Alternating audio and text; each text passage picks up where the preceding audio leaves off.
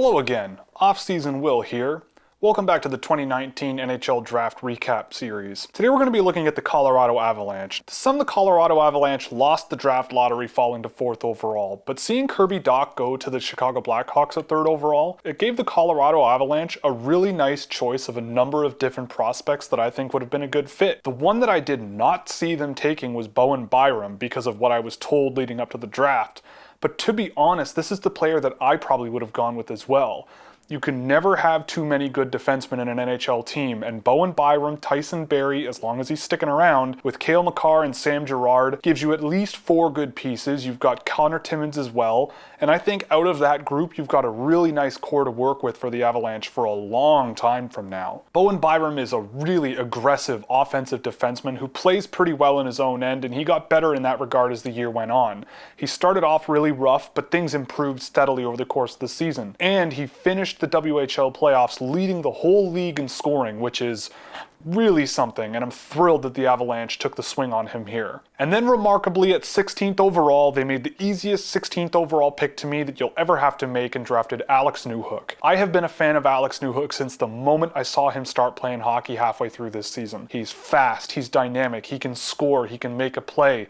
He does need work in his own end, and that should come as the level of play around him increases, but he is a really interesting player to watch. He can transition pucks with the best of them, he's a great offensive dynamo, and I'm thrilled that he's going to slot in Colorado's lineup somewhere behind Nathan MacKinnon down the line. I'm really excited to see what he can do. At 47th, though, the Colorado Avalanche drafted Drew Helleson, and this is not the player that I thought would have been their guy.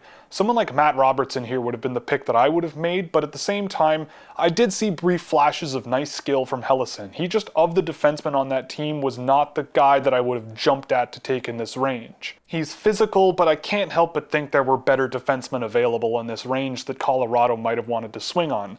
But if you like him, you like him. At 63, they went to St. Andrews College and took Matthew Steinberg, and I only caught a couple of St. Andrews College games, and I've never been really thrilled with the level of play that team plays, and the players that get drafted off of that team or get ranked in rankings and then go to college, not very many of them have really panned out outside of Warren Foegele, so they are making a bet here where I don't feel like the odds are in their favor. But Matthew Steinberg was a bright spot on that team, but we'll see if he can take his game to another level as he matures through his college years. But at 78, they got a really good pickup in Alex Bocek. Now, I think Alex Bocek could be an NHLer one day, just maybe not a top 6 player. He could be a third-line complementary offensive player that does have upside in terms of his skill and his ability to navigate in tight spaces. I think his shot is really nice as well, and he was a nice finisher on the line he played on in Rouyn-Noranda. He's going to be an interesting piece for this team moving forward for sure. At 140th overall, they took Sasha Matala, who's a guy I know has his fans out there. There were some metrics of his that really did stand out. Whenever there was a goal scored at even strength when he was on the ice, he had a goal or a primary assist about 60% of the time.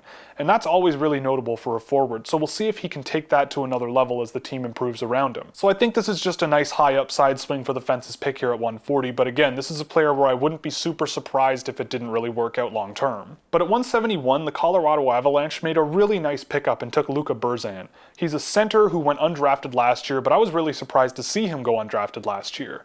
He produced tremendously well this season, involved himself tremendously in offense, and made a great pairing with Stelio Matheos.